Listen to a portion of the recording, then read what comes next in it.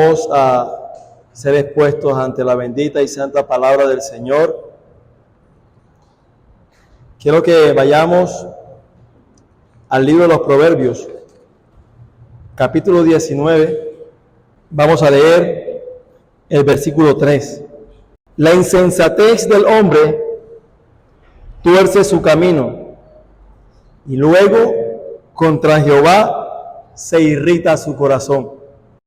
Desde el comienzo de los tiempos, la humanidad ha demostrado una capacidad asombrosa para cometer errores y tomar decisiones que parecen ir en contra de su propio bienestar y del mismo planeta. A través de la historia nosotros podemos ver eso, cómo el hombre tiene esa capacidad para autodestruirse, para destruir a otros y también para destruir su mismo planeta, su propio bienestar. Y el ser humano, cuando las cosas no salen como esperan, es común que busquen culpar a alguien o a otros por los problemas que ellos mismos causan. La irritación o el enojo del hombre inmediatamente es contra Jehová, contra Dios, lo cual es una consecuencia natural de nuestra insensatez. El texto que acabamos de leer dice: la insensatez del hombre tuerce su camino, y luego, contra Jehová se irrita su corazón. Vamos a ver en esta mañana, como título, el problema subyacente. Quiero explicar un poco acerca de eso. ¿Por qué el problema subyacente? En nuestra vida diaria, a menudo nos enfocamos en resolver los problemas superficiales que se nos presentan, sin darnos cuenta de que hay una raíz más profunda que origina todas las cosas. Un problema subyacente es aquella causa oculta que genera consecuencias visibles en nuestras vidas. Algo está pasando en la sociedad. ¿Por qué estoy viviendo la manera como estoy viviendo? ¿Y por qué estoy recibiendo lo que estoy recibiendo? Porque hay dolor, tristeza, miseria. ¿Por qué los hogares se destruyen? La sociedad busca siempre el problema externo, poniendo pañitos de agua tibia. Pero las Escrituras nos enseñan, al menos este texto nos dice, que es la insensatez del hombre la que tuerce su camino. Es nuestra insensatez la que tuerce nuestro camino. Entonces, vamos a ver el problema subyacente y vamos a ver entonces Proverbios 19:3. La insensatez del hombre tuerce su camino y luego contra Jehová se irrita su corazón.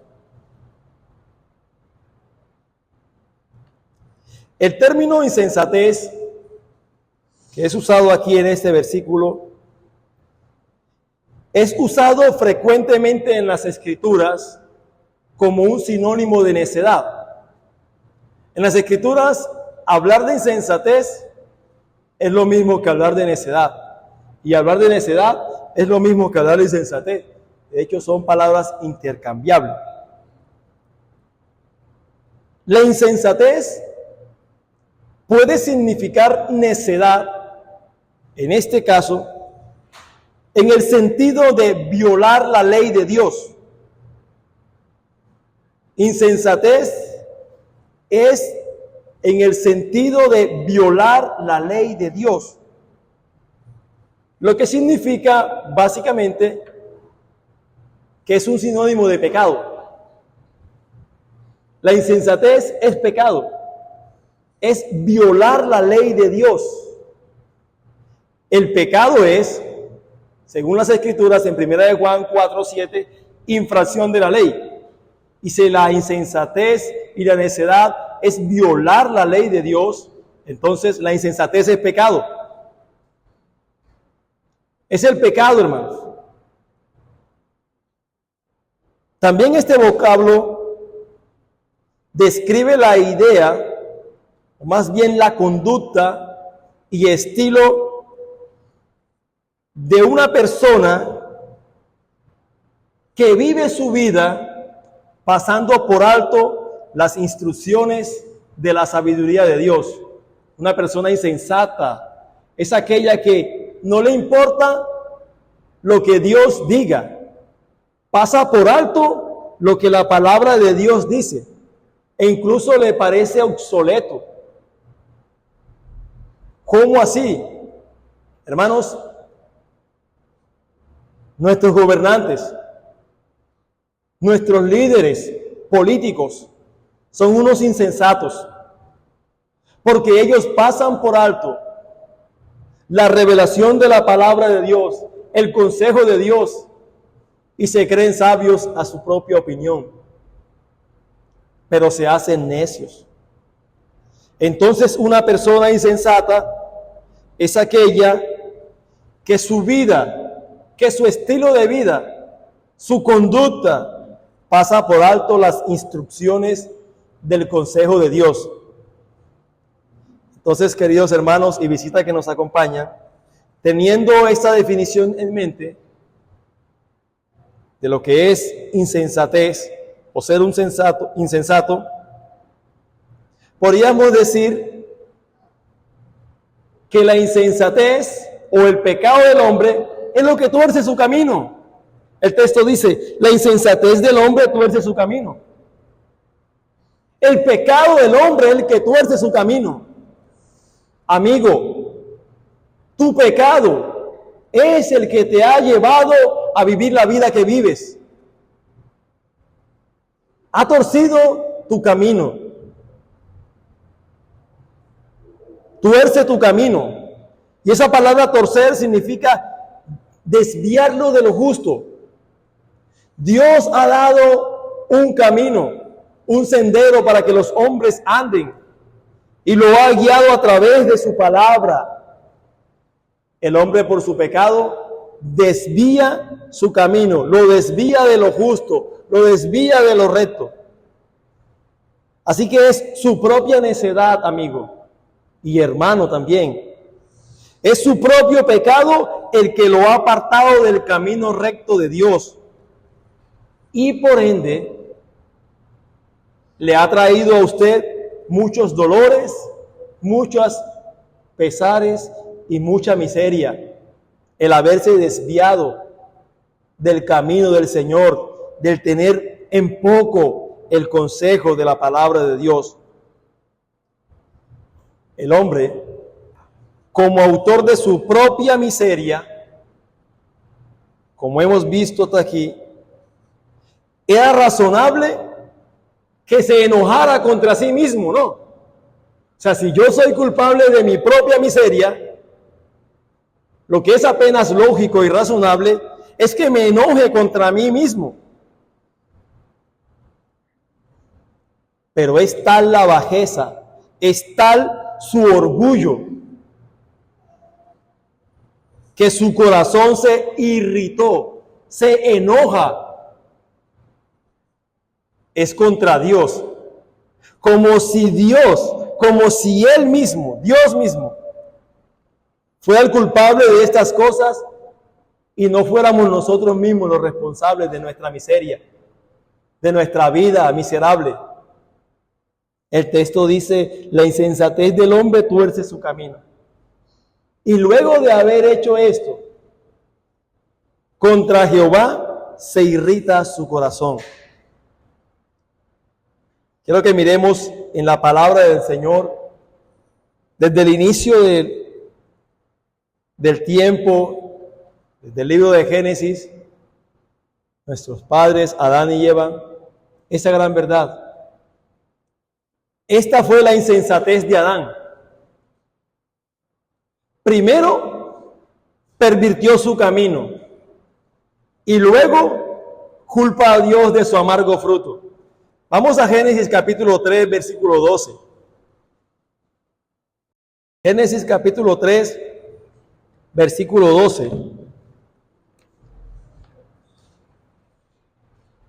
Dice la palabra del Señor: después que Adán y Eva habían pecado y que el Señor los había llamado a cuentas, dice la palabra, y el hombre respondió a Dios: la mujer que me diste por compañera me dio del árbol y yo comí. Quizás no meditamos mucho en estas expresiones, pero dice: la mujer que me diste por compañera me dio del árbol y yo comí. ¿No oímos en esta expresión de Adán un tono de reproche encubierto contra Dios? Es como queriéndole decir a Dios: mira, la culpa no es mía, sino que la culpa es tuya por haberme dado esa mujer que me diste. Y nosotros sabemos a través de las Escrituras el propósito y la buena intención de Dios en haberle dado a Adán Eva. Dios trajo a Eva para Adán con el propósito de que fuera su ayuda idónea. Adán estaba dándole nombre a los animales y se encontraba solo. No tenía alguien con quien compartir que fuera de su misma naturaleza. Dios trae a Adán esta mujer que es hueso de sus huesos y carne de su misma carne, para su provecho y para su bien. Dios lo trajo con un buen propósito. Adán dice: la mujer que me diste como compañera me dio del árbol y yo comí. Si no me hubieras dado esa mujer, yo no hubiera pecado. Así que tú eres el culpable por haberme dado esa mujer. Hay una autoexculpación de Adán en este sentido. Dios hizo al hombre recto, hermano, dice las Escrituras. Dios hizo al hombre feliz.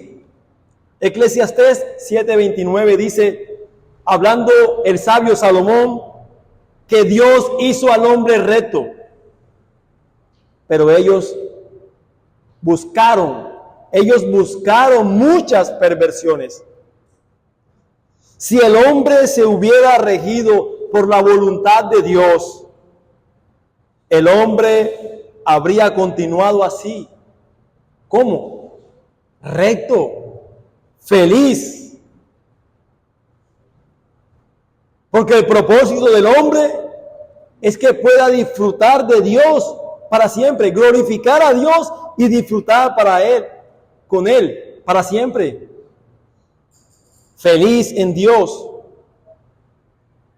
Pero el hombre, buscando sus propias artimañas, se hizo a sí mismo miserable.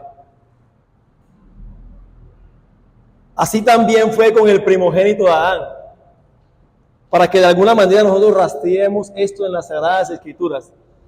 Adán, su insensatez, pervirtió su camino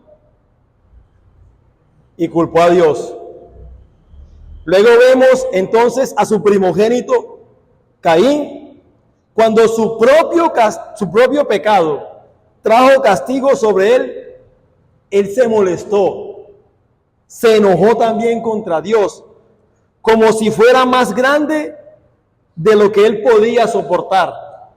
En Génesis capítulo 4, versículo 13, Caín dice, y dijo Caín a Jehová, grande es mi castigo para ser soportado. En otras palabras le digo, este castigo que me has dado es muy grande. O sea, yo no merezco este castigo que estoy sufriendo, es muy grande para mí. Fuiste insensato, pecaste, pervertiste tu camino, recibe las consecuencias de esto. Y dices, Esto es muy grande castigo para ser soportado. Hermanos, y esta ha sido la insensatez, la necedad de los hijos de Adán desde entonces. La necedad, dice el pastor Bridge, es patrimonio de todos los descendientes de Adán. Nosotros recibimos un patrimonio muy estable, hermanos y amigos que nos acompañan, de nuestro padre Adán, y es el patrimonio de la necedad, de la insensatez. Es el patrimonio de todos los descendientes de Adán, de todos y cada uno de nosotros. Esto no fue solamente de Adán y de su primogénito, es de todos y cada uno de nosotros. Proverbios 22:15 dice: la necedad está ligada en el corazón del muchacho. Hermanos, la necedad está ligada. ¿Dónde? No en sus pies, no en sus manos, no en su cabeza, en el corazón del muchacho. Esto significa que la necedad está fijada firmemente y establecida, firmemente en el corazón del muchacho, de los niños, de todos los hombres, como habiendo nacido y estando arraigada en los motivos y en las creencias más profundas de la naturaleza de un niño. El problema es que nosotros muchas veces pensamos, cuando vamos a las Escrituras y vemos un texto como esto, dice: sí, la necedad está ligada en el corazón de mi hijo, pero también en el mío. Yo también fui muchacho, yo también fui un niño, yo también soy descendiente de Adán. La necedad también está ligada a mi corazón, está firmemente arraigada, establecida en mis motivos, en mis creencias más profundas, porque dice que es en el corazón. Nosotros veíamos el domingo anterior que el corazón es ese centro importante del hombre, donde están la voluntad, las emociones, los deseos. Ahí en ese lugar está firmemente determinada y establecida la necedad, la insensatez del hombre. Así que es nuestro pecado el que ha torcido nuestro camino. Hay una verdad muy importante y fundamental que enseña las Sagradas Escrituras en el primer capítulo de Génesis, en capítulo 1 y capítulo 2, en la cual muchos de los hombres pasan por alto, incluidos los creyentes. Tendemos a pasar por alto esta gran verdad. Y esa verdad es que Dios lo ha creado todo bien. Hermanos, la Biblia dice que Dios ha creado todo bien y que ya, solo por eso, nada podemos reprocharle a Dios de toda la miseria de la tierra. Vamos a Génesis capítulo 1, versículo 31. Y vio Dios, hermanos, todo lo que había hecho, y he aquí que era bueno en gran manera, dicen las Escrituras. Y fue la tarde y la mañana del día sexto. Si usted quiere estudiar en su casa, usted ve que antes de que esta expresión, he aquí que era bueno en gran manera todo lo que Dios había hecho, usted quiere leer, mira anteriormente, 6 veces se menciona cuando Dios está creando, y vio Dios que era bueno, y vio Dios que era bueno, creó al hombre, creó todo, y dice, y vio que era bueno. Y al terminar toda su creación dice, y vio que era bueno en gran manera. Dios creó todo bueno. No había nada fuera de lugar en toda la creación de Dios, incluido el espacio exterior, los planetas, las estrellas, las galaxias. Hermano, todo era bueno. Todo era bueno. Incluso esta afirmación de que todo era bueno, que era bueno en gran manera, afirma también que debía incluir a los ángeles. Los ángeles son seres creados por Dios. No como algunas personas piensan, como que si los ángeles estaban siempre con Dios, eternamente con Dios. Los ángeles son seres creados y hacen parte de esa creación de Dios y de esa creación buena de Dios. Así que la caída de Satanás como un ángel de Dios tuvo que ser después del sexto día, después de la creación buena de Dios. No fue antes. Fue después de que Dios creara todas estas cosas, toda su creación. Porque si no sería contradictorio. Dios creó todo bueno, pero sin embargo había ya algo malo con Satanás. No, hermanos. Dios creó todo bueno y bueno en gran manera. Ben Sirach, un escritor judío del siglo II antes de Cristo, escribió muy acertadamente lo siguiente.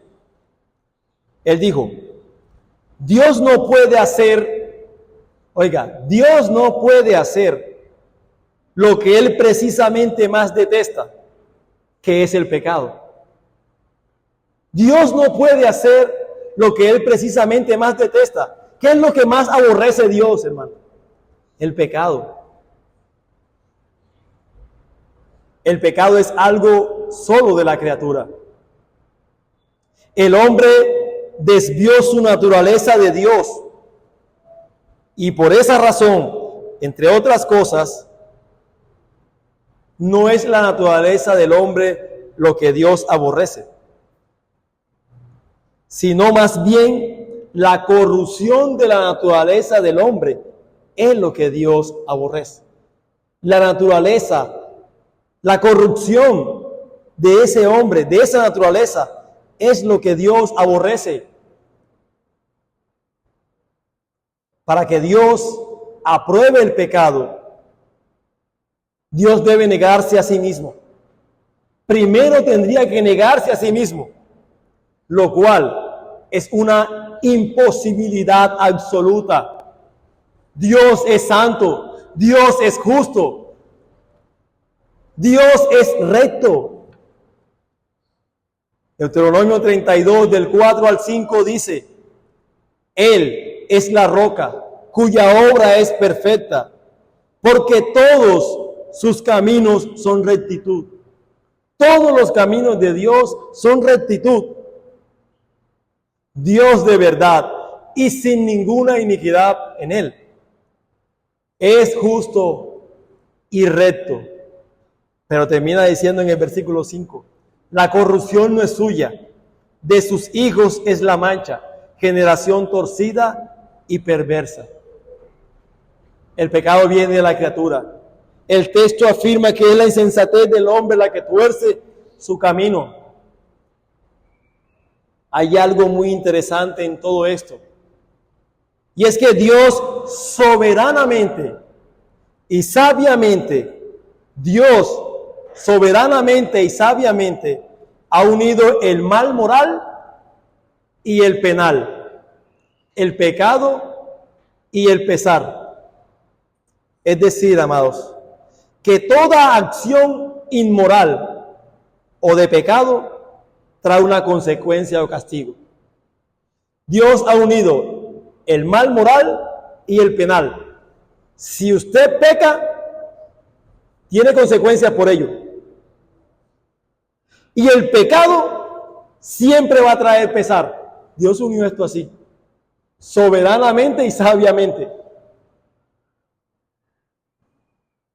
El necio, el insensato, se precipita en el pecado y luego se irrita irrazonablemente por el dolor contra Dios.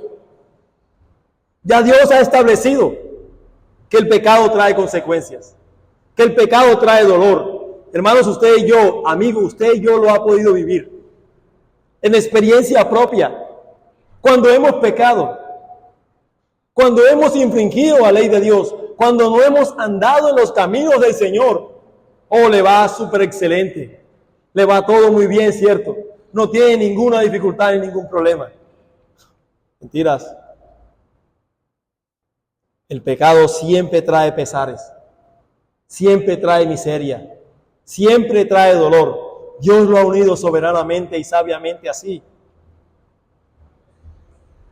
Por eso el necio y el insensato se precipita en pecar y luego se enoja contra Dios de por qué me pasa esto, de por qué mi familia se destruyó. ¿Cómo viviste? ¿Cómo andaste? ¿Por qué mis hijos se descarriaron? ¿Qué hiciste? ¿Cómo viviste? Esto debería ser algo en lo cual nosotros deberíamos meditar. El insensato se enoja contra Dios y piensa que puede recoger uvas de espinos y que puede recoger higos de los abrojos. Él cree que puede recibir mucho beneficio del pecado. Pero la Biblia dice, no puedes recoger uvas de los espinos. Eso es algo contrario. No puedes recoger higos de los abrojos.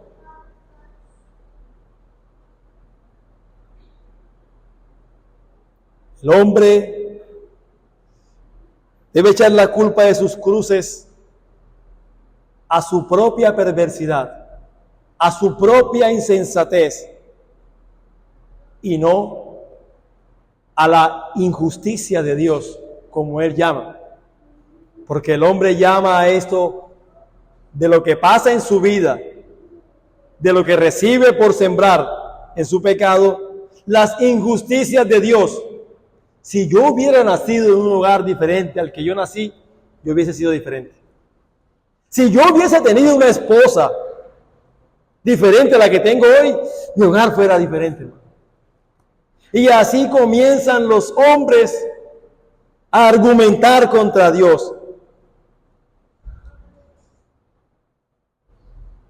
El problema está en ti y en mí. Nuestro pecado pervierte nuestros caminos. Dios está libre de toda culpa. Ezequiel 18:25 dice: y si dijeres, no es recto el camino del Señor, oíd ahora, casa de Israel. Hace una pregunta el Señor retórica: ¿no es recto mi camino? El Señor está haciendo una pregunta retórica aquí y le pregunta a Pedro de Israel: ¿no es recto mi camino? Esta pregunta tiene que ser respondida y decir: sí, Señor. ¿No son vuestros caminos torcidos? No debemos responder: sí, Señor. Son nuestros caminos torcidos y los tuyos son rectos. Hermanos y amigos, Dios había mostrado lo mejor al hombre. Dios le mostró lo mejor al hombre. ¿Pero qué cosa? El hombre eligió lo peor. Santiago 1, del 13 al 14, el pastor Santiago dice: cuando alguno es tentado, no diga que es tentado de parte de Dios, porque Dios no puede, hermanos, Dios no puede ser tentado por el mal, ni Él tienta a nadie. Entonces, ¿cuál es el problema? Sino que cada uno es tentado, cada uno de nosotros es tentado cuando de nuestra propia concupiscencia es atraído y seducido por ella. Usted peca, usted se desvía, usted y yo nos desviamos del camino del Señor, nos desviamos de la verdad por nuestro propio pecado.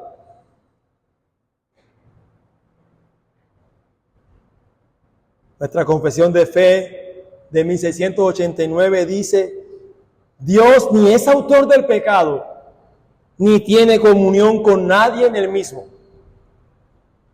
Ni hace Dios violencia a la voluntad de la criatura,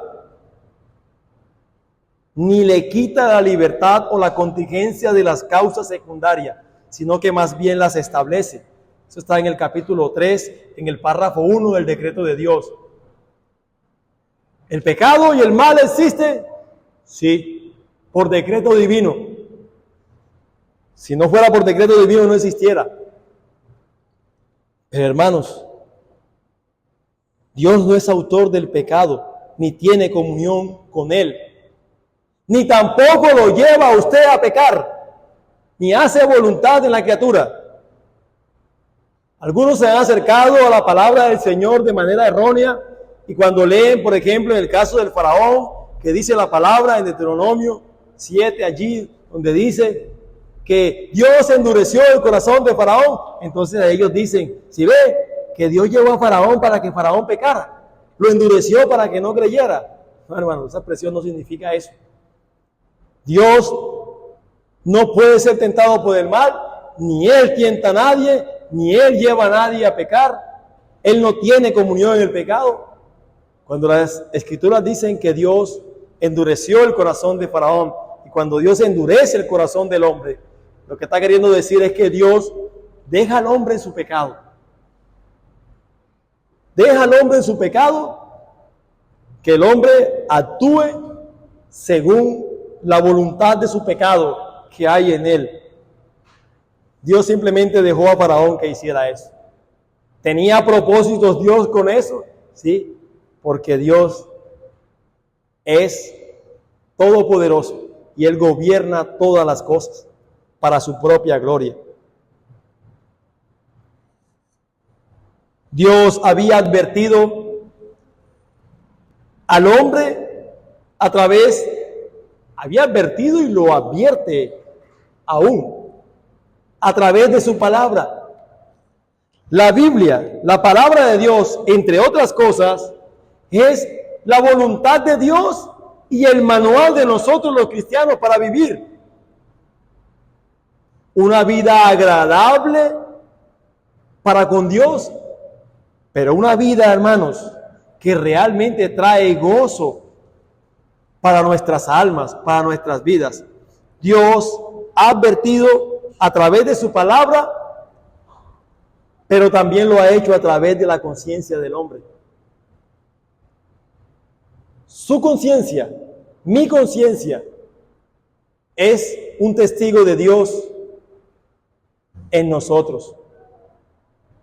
Es el testigo que a usted y a mí nos permite de alguna manera saber que esto está malo, que esto está bien. Y tú incluso, y yo, vamos incluso en contra de nuestra propia conciencia muchas veces, porque sabemos que algo es malo, porque sabemos que algo es contrario a la voluntad de Dios. Y hacemos caso omiso a eso. El hombre es sordo a la advertencia que Dios hace y se ha sumido en la miseria. Y mientras come de ese fruto de sus propias obras, de sus propias manos, su corazón se irrita contra el Señor. Muchos dicen, es difícil tener pasiones y ser castigados por complacerlas. Sí, Dios me dio pasiones. Nosotros somos seres pasionales. Tenemos emociones. Entonces dice el hombre, pero entonces es muy difícil. ¿Cómo vamos a ser castigados por las pasiones que Él mismo nos pone? Culpando a Dios por eso. Pero debemos usar nuestras pasiones de la manera como Dios nos ha determinado en su palabra. Muchos dicen, no puedo evitarlo. O incluso peor, algunos piensan de esta manera, ¿por qué no me dio la gracia para evitarlo? Si tan solo Dios me hubiera dado la gracia para evitar este pecado, yo no hubiera pecado. Quizás con el hombre adúltero que dice, si Dios no me hubiera llevado a ese lugar, yo no hubiera pecado con esa mujer. Si yo no hubiera estado solo con esa mujer, yo no hubiera pecado. Hermano, ¿está Dios obligado a dar su gracia? ¿Tenemos algún derecho sobre Dios? ¿No es el insensato que sigue su propia voluntad responsable de lo que hace? Dios nos ha hecho como agentes morales responsables. Usted y yo somos responsables delante de Dios.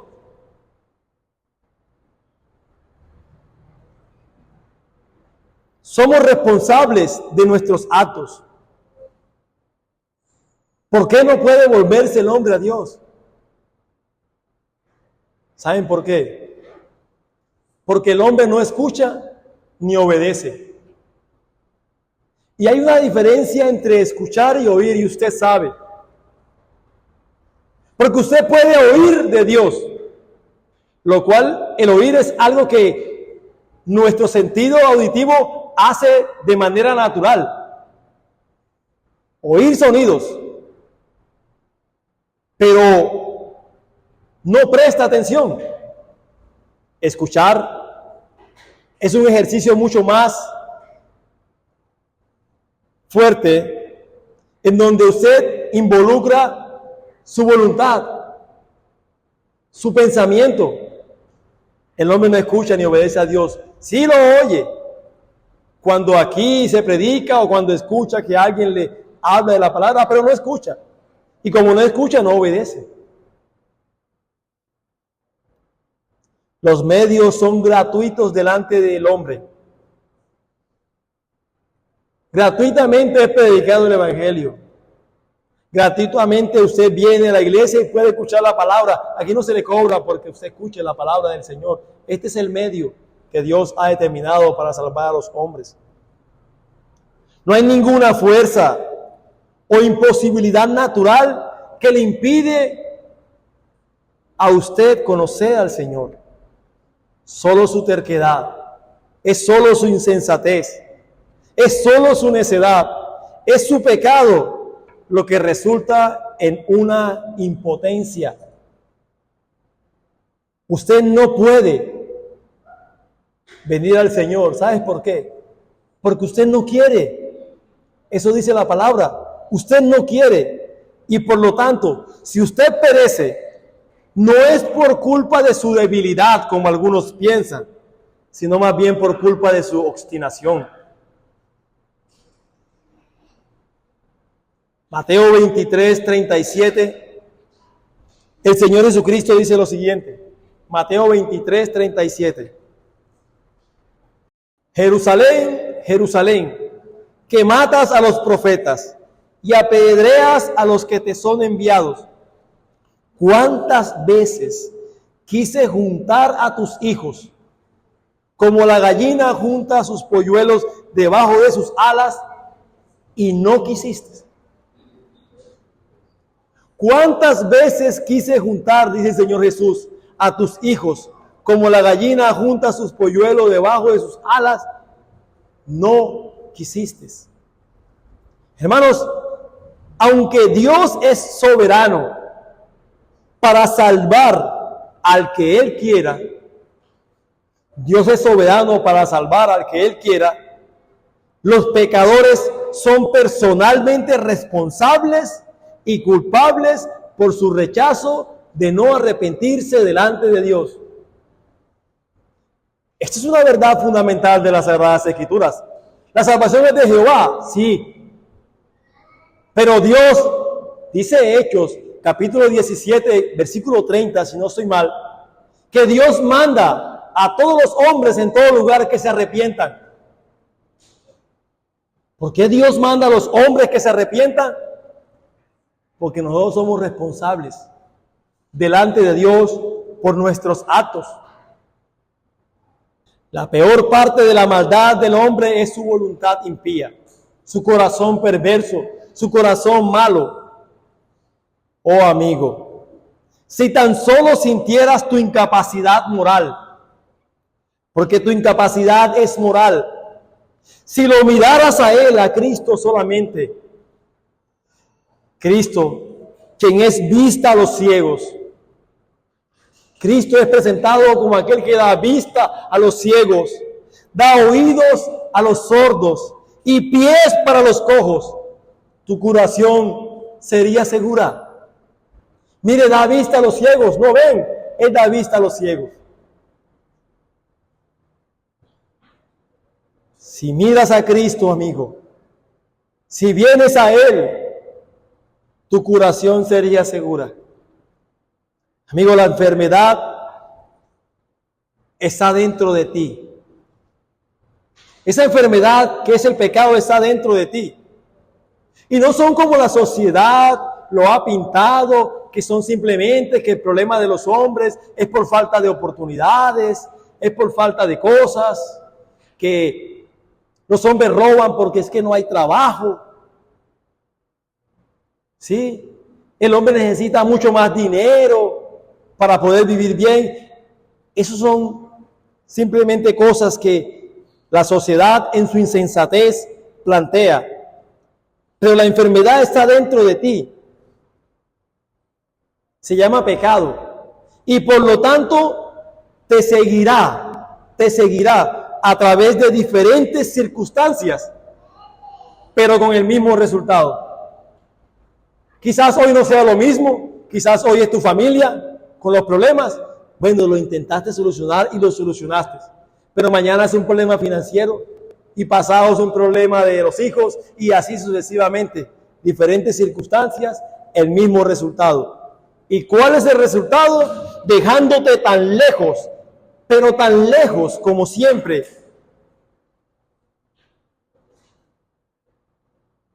de Dios, de tu felicidad que es realmente Dios. Amigo, la lucha constante de la voluntad, esa lucha constante de nuestra voluntad es estar en cualquier otro lugar, excepto donde Dios nos ha puesto para nuestro bienestar.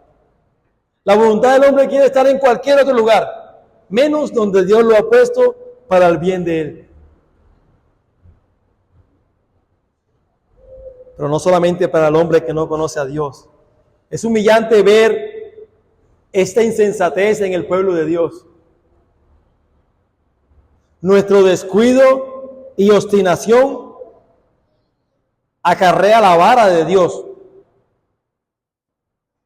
Y no obstante, el corazón del hombre se enoja contra la vara de la reprimenda. Nosotros somos corregidos. Y gloria sea al Señor que nos disciplina, porque Dios al que ama disciplina y corrige, y lo hace con su vara, lo hace a través de las aflicciones, del dolor. Gloria sea al Señor que no nos deja nuestro pecado, hermano.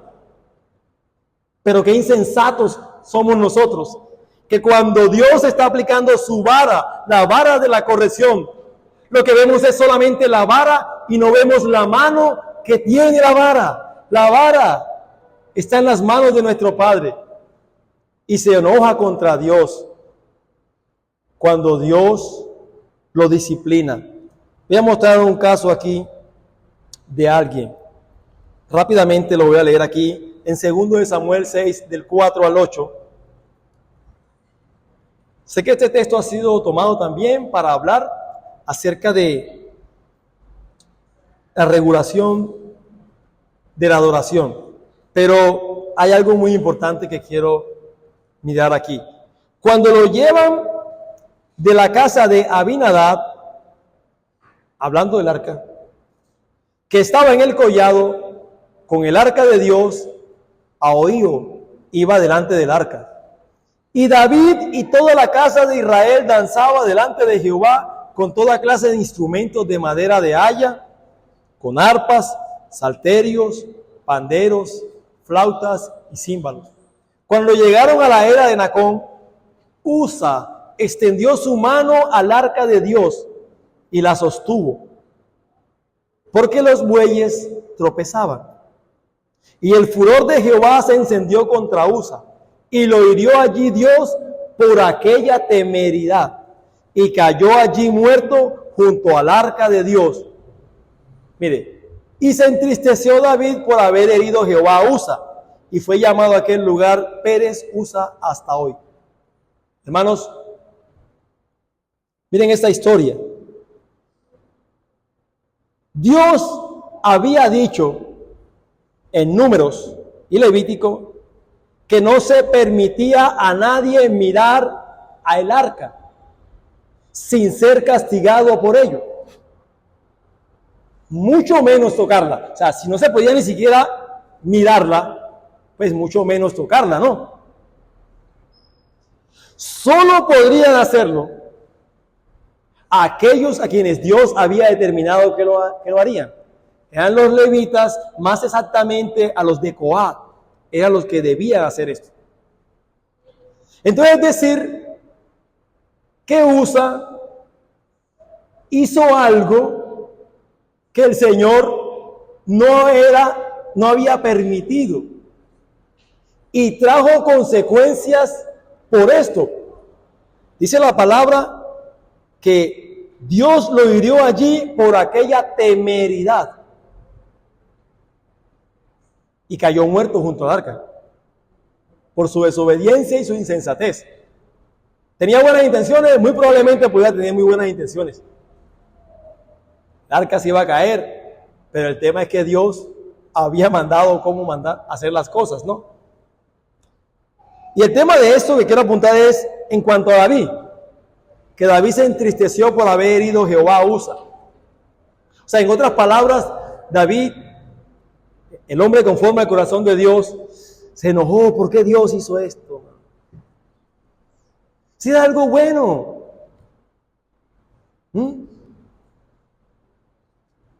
Pero hermanos, Usa recibió lo que justamente merecía. ¿Qué debía hacer David?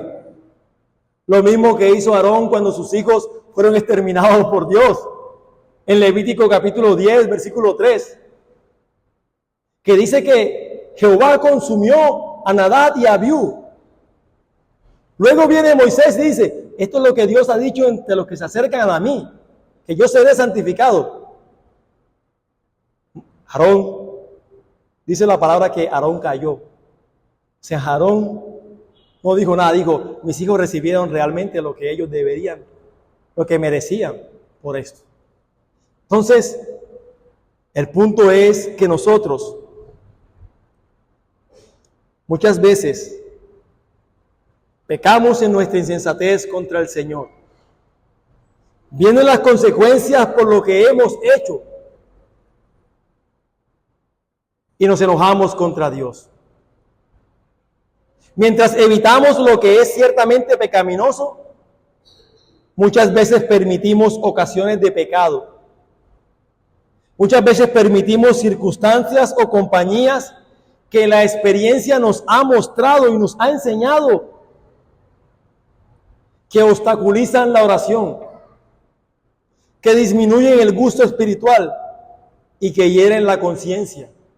Hermano, muchas veces evitamos el pecado, pero permitimos otras cosas. Entonces permitimos compañías que no nos favorecen en ninguna manera, que antes de llevarnos a crecer espiritualmente hablando, lo que hace es alejarme del Señor. Muchas veces permitimos circunstancias y compañías que obstaculizan nuestra oración. Por ejemplo, personas que constantemente están diciendo, vamos a esto, vamos a aquello, vamos a lo otro, y tú por sentirte obligado a ello, no tienes tiempo para orar, no tienes tiempo para sacar para el Señor. Y después ves que tu vida espiritual va en detrimento, que tu familia va en detrimento, que tus hijos no son santos, y te enojas contra el Señor porque tú no creces espiritualmente, porque tu esposa no es más santa, porque mis hijos no temen al Señor. Oh, hermano, al menos cúlpese a usted mismo, pero no culpe a Dios de su amarga consecuencia. Pídele al Señor, pidámosle al Señor que nos permita reconocer que han sido nuestros pecados, ha sido nuestra negligencia, ha sido nuestra maldad, el permitir muchas cosas en nuestra vida, lo que nos ha llevado a vivir una vida de ruina, de miseria, de muchos cristianos tristemente, que viven una vida lamentable. En lugar de quejarnos por el castigo de nuestros pecados, examinemos más bien nuestros caminos y probemos y volvamos al Señor.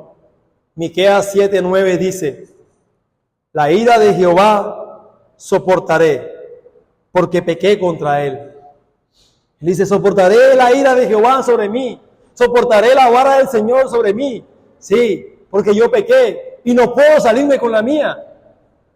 Hermano, qué bueno que no te sales con la tuya.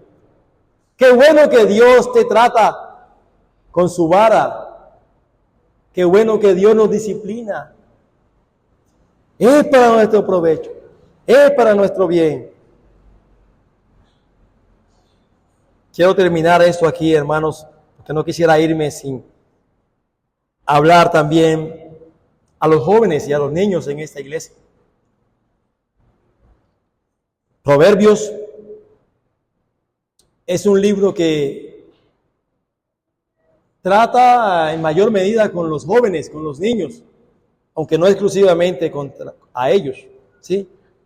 Pero ¿cuántos jóvenes y adultos de hogares cristianos se les puede oír expresar estas acusaciones contra Dios?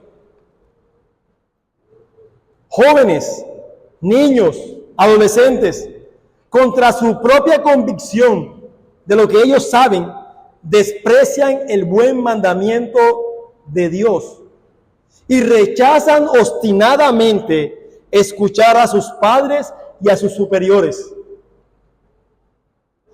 Ellos mismos desean trazar someramente su camino.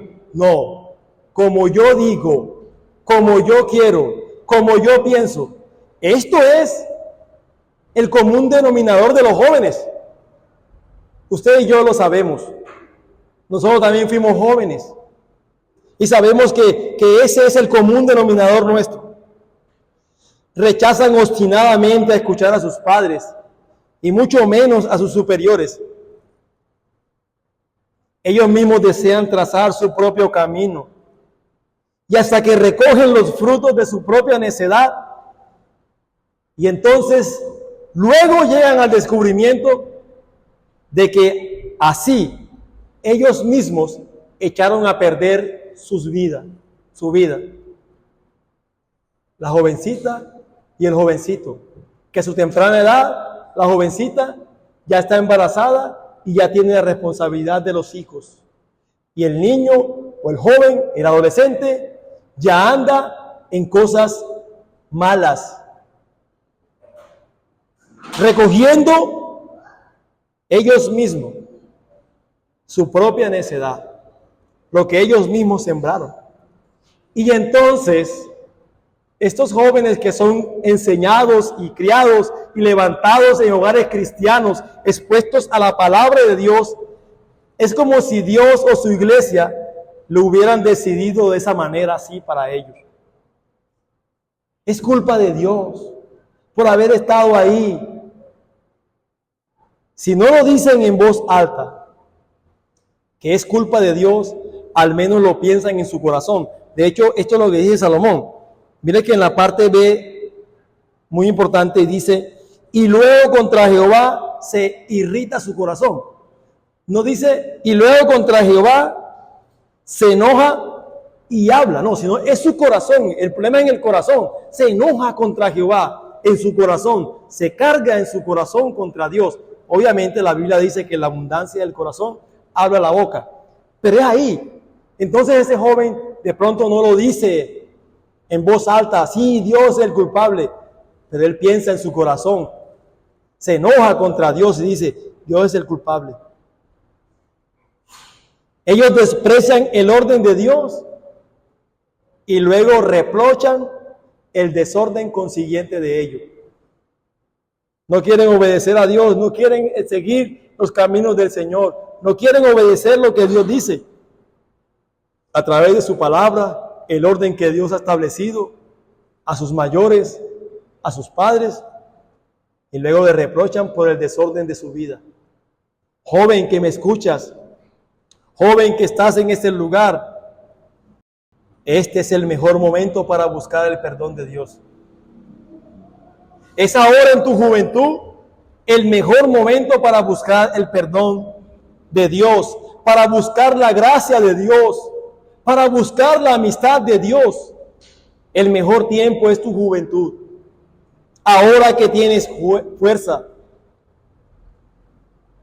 ahora que puedes servir de una manera como en ninguna otra manera. La juventud y la niñez son el verano de ustedes, jóvenes. Ahora son fuertes, ahora ustedes son saludables, ahora tienen mucho tiempo. Ahora es el mejor momento para juntar comida para sus almas. Es ahora. Padres, siendo persuadidos de esto, que el Señor nos conceda la gracia para guiar a nuestros hijos en los caminos del Señor y que en su gracia el Señor les conceda el poder conocer al Señor a su temprana edad. Todos y cada uno de nosotros que conocimos al Señor en algún momento de nuestras vidas, dijimos, hubiese preferido conocer al Señor antes y me hubiera librado de tantas cosas. Conócelo ahora, ven ahora, vive en obediencia a Él y verás cómo Él guía tu camino. Reconócelo ahora y Él enderezará tus veredas.